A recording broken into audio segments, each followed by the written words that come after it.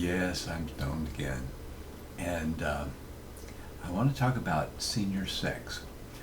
Number one, I'm a senior. I'm 77 years old, so I definitely qualify. And I have had sex. But I'm not an authority. I haven't done any research or studies or anything. I haven't. I looked on YouTube to see if there were videos about senior sex, and there were, quite a few. But none of them talked about the things that I think are important. And it's not just about senior sex, because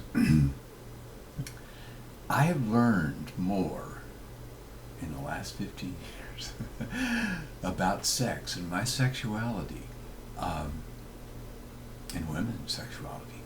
Uh, the sex is it's the best I've ever had in my life. I'm 77 fucking years old, and I'm having the best sex of my life.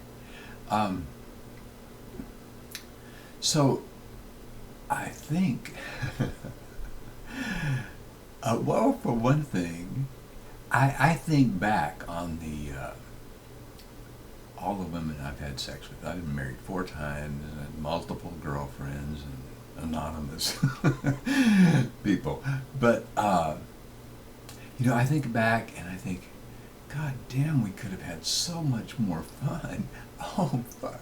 And I remember the person, what they look like, and everything, and I can imagine having sex with them the way I have sex now, and it's like I feel sorry for all of us that we didn't know.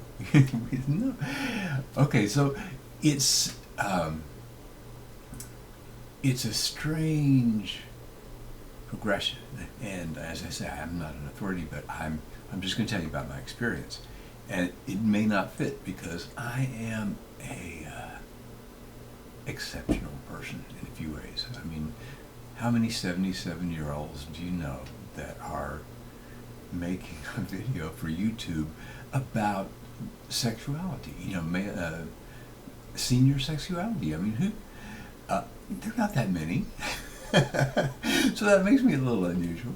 Anyway, so everything I'm going to say, none of it may apply to you, but I think there's enough that's common to all humanity that you might find something that's helpful, and you don't have to be a senior.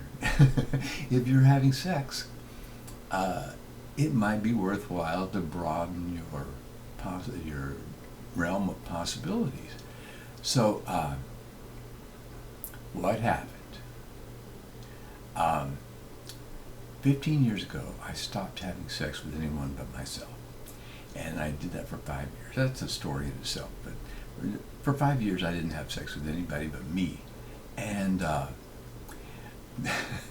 it got harder and harder to get off over the course of that 5 years. I made it a point, once a week. I figured keep everything working, right? You got to pump it once a week. So I did that. And as I say, it got harder and harder to get off. And it didn't occur to me that age might have anything to do with it. I thought, well, maybe I'm getting bored with porn, maybe I'm getting bored with myself. It didn't occur to me that age had anything to do with it. And so I thought, well, I had a surge of testosterone or something, I don't know. But I had a period for like a couple of 3 months where I was just horny as hell all the time. And so that got me back looking for a girlfriend. And in those days, Craigslist was the medium, and I found Gloria. And I assumed that when I started having sex with a woman again, that the excitement of that, I'd get off like I did when I was younger, when I was a kid. Hey, it didn't happen, excuse me. I could get an erection. That wasn't a problem. And it felt good, but I could go forever. And it would build, and you'd think, oh God, man, I'm going to do it this time. And then it would just fade away, or get less intense or whatever. So I went to a urologist, and I went to a sex counselor, therapist, right? And none of that was helpful. But what happened was not being able to get off changed my whole attitude towards sex. It's like, when I was younger, most of my life, before 15 years ago, or 10 years ago, really, I was considered good in bed. I got plus marks, and I was one woman said that I was a 10, and somebody asked her why, and she said because I get off every time.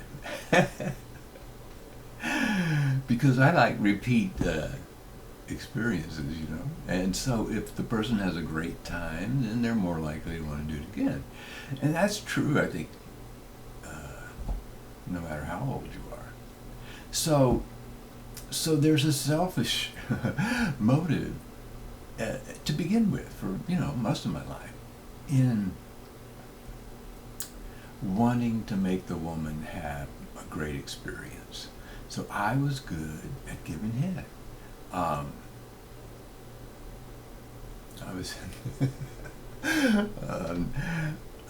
was in this orgy situation one time, and this woman asked me, she says, how come you give head so good? And I said, I don't know, man. I just love pussy, that's all. She said, well, I love pussy too, and I know I'm not as good as you. So, in everything, there's an element of skill. So, like I was a train driver, and there's guys that can never drive a train because they just don't get it. And that may be the same way with eating pussy. I don't know. But I think you can learn to appreciate it. So the point of this change in perspective when I was younger, even though I enjoyed it, I enjoyed eating pussy. There was always this kind of goal of getting the woman off, and then she would be kindly disposed to let me fuck her, and I would get off. So everybody's happy. But there was that motivation and that goal right there. Well, when I couldn't come anymore, it seemed, at least not with intercourse, it's like the goal may be off there somewhere in the future, but you don't know for sure. So you might as well enjoy the process. And it just slowed the whole thing down, There's not this kind of rushing to orgasm. It was this, let's take a look at what's going on here. And,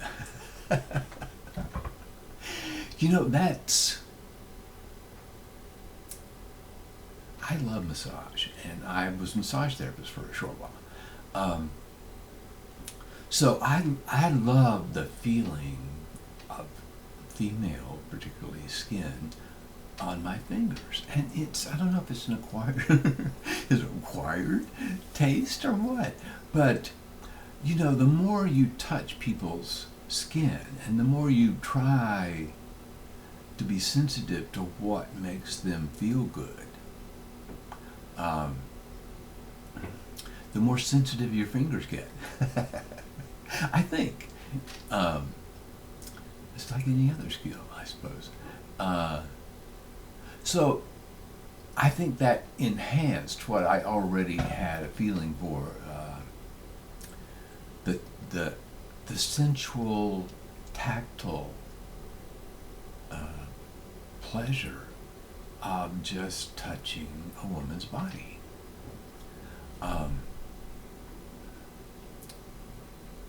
So I got into it more. We're not in a hurry here. I can take my time and I can enjoy all these wonderful little textures and there's some parts are springier than others. There's different feelings all over, and exploring those and getting to know them better. It's been huge, and I think in the process or somewhere along the way, I got more sensitive to touch. Now I've had a lot of massage, so maybe that has something to do with it. But I'm like a cat. If I'll just lie there and you can just pet me all you want to, it feels so good. But it seemed maybe when I was younger, I was in more of a hurry. It just wasn't that. I didn't take time to enjoy that part of the experience, and there's a huge realm of enjoyment there that I never really appreciated when I was young, that I do now, and like I say, both ways, both in touching someone else and in touching myself, and being touched. So there's that, and then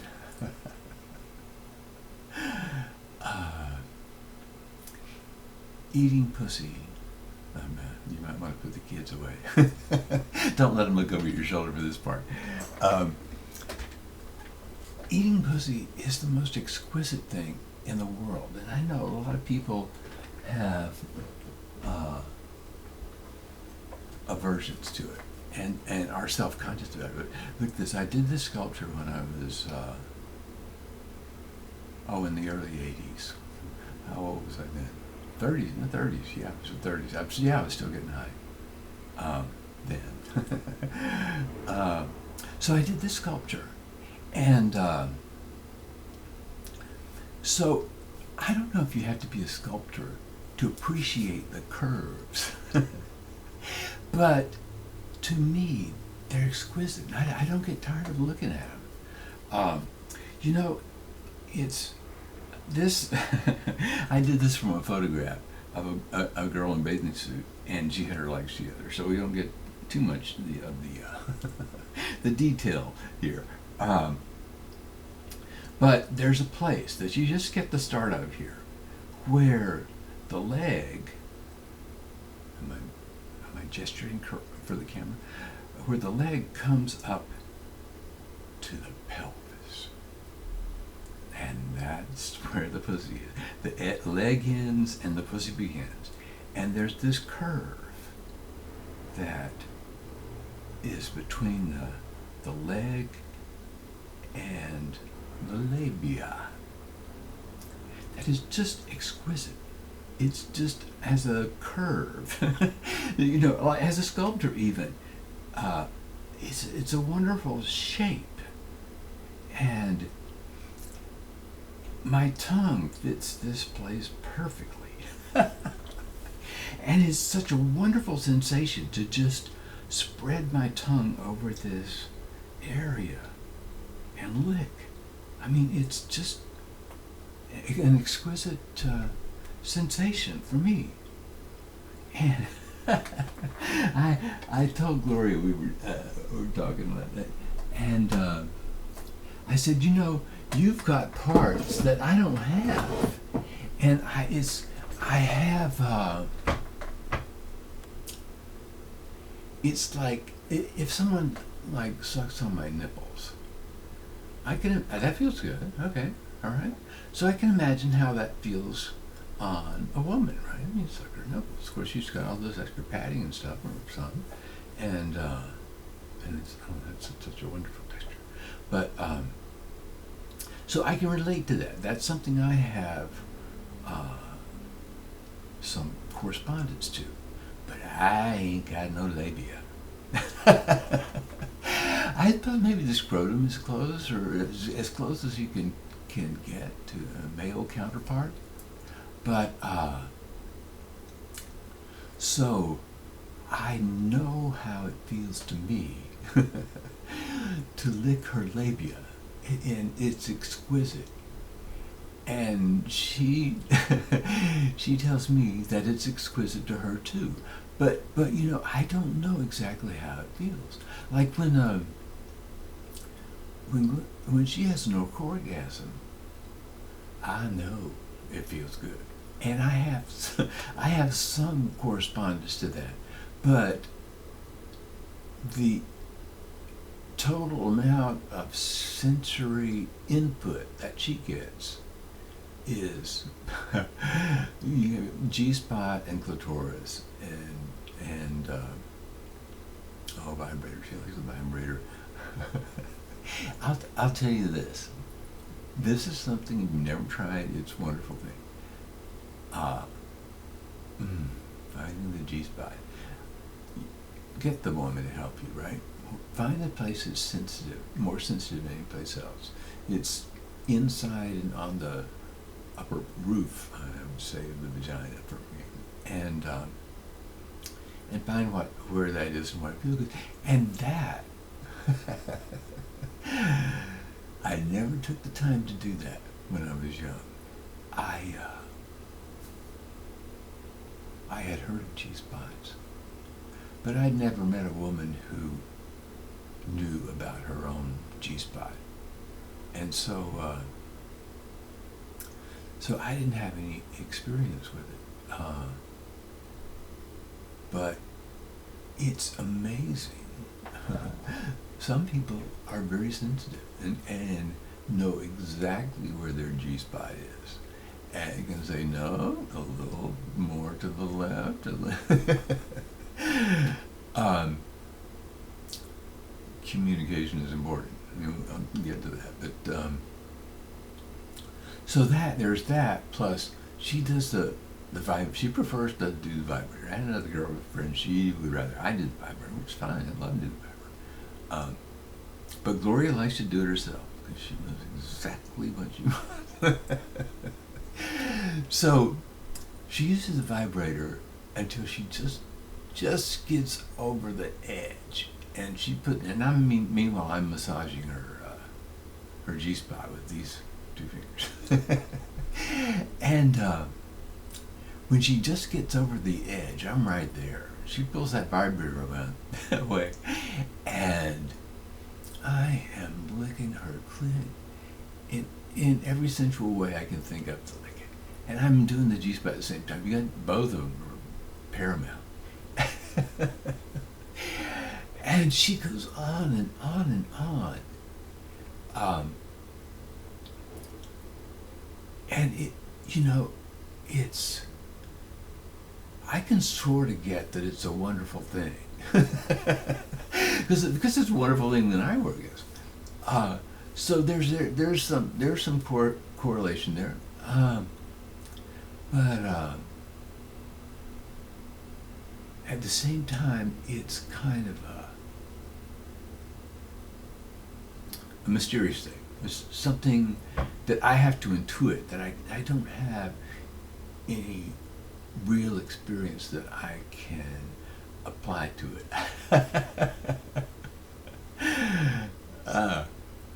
So if I can try to stay on point, that's something everybody should know about off the bat, right? So that's something I didn't so much. I didn't know that when I was a kid, when I was younger.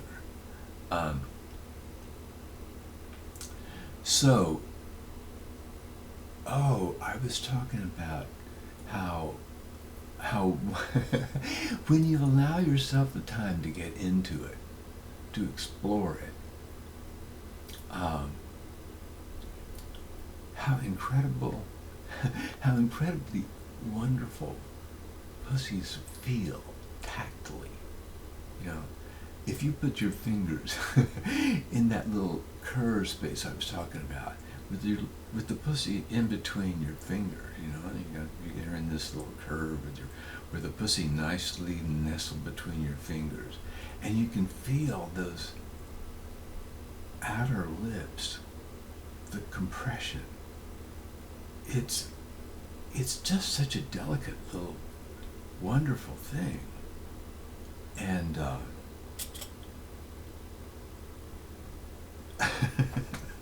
my scream went to sleep. I'm sorry. Right in the middle of a good part, right? So you've got these little cushy things here you're feeling, and it's just a wonderful sensation. You know, you should try it. Everyone should try it just for the wonderful little feeling of resistance, but surrender at the same time. How's that for classic sexual stuff? So that is a wonderful experience for me, and I think most people like to have their genitals played with in any way that's not painful.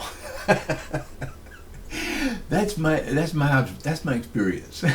My observation is people like for you to do stuff to their genitals, especially if it's in a loving, sensual way, or not. I knew this one woman who loved for me to just grab her labia and squeeze the shit out of them. And I'm like, what the fuck? I've never had a woman like that. But for her, it was wonderful. You know, she liked it. She feels the same way about her tits. You know, I mean, just grab them and squeeze them. I'm thinking, God damn, that must hurt. But not to her. See, so you never know what's going to be. There's such a range of human stuff. You know, sensitivities and stuff.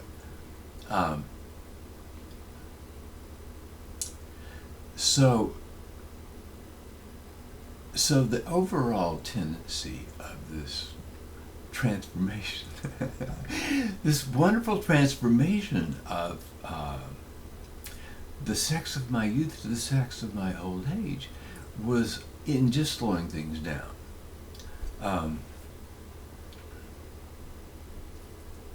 And learning to appreciate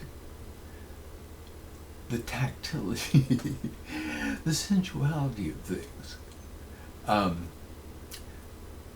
So I think, I don't think that would hurt anybody's sex life. To spend a little more time enjoying that part of it.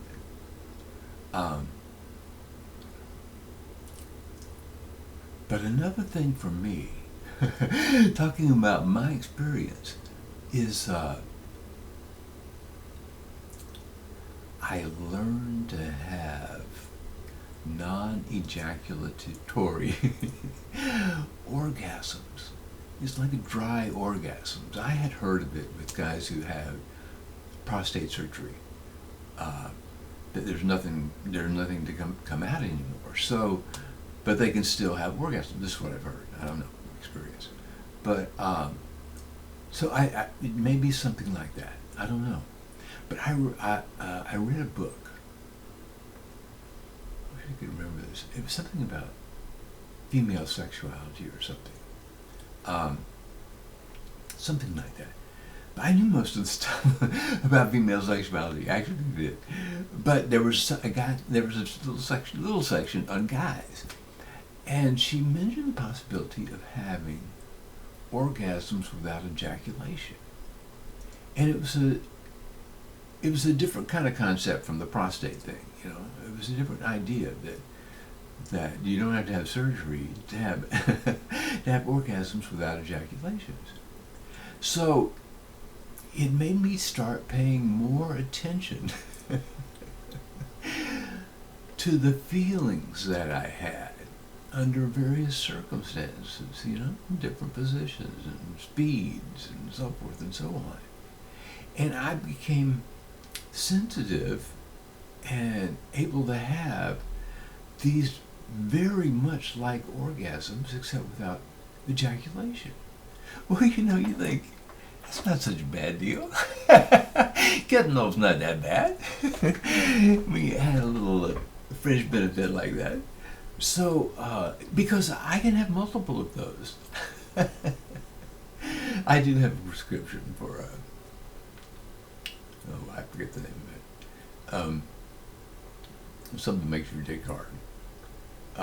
because I can go a lot longer than I can on the natch, as Ernie used to say.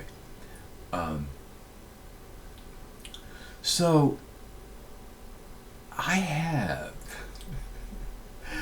multiple non-ejaculatory orgasms, and this is a new experience. And I don't know, if you could. I'm sure it's probably possible if you were young and able to come more easily to find a way to slow your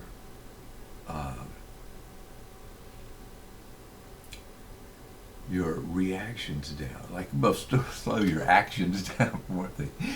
If it starts feeling too good, if it starts feeling like you're going to get off soon, stop and do something else.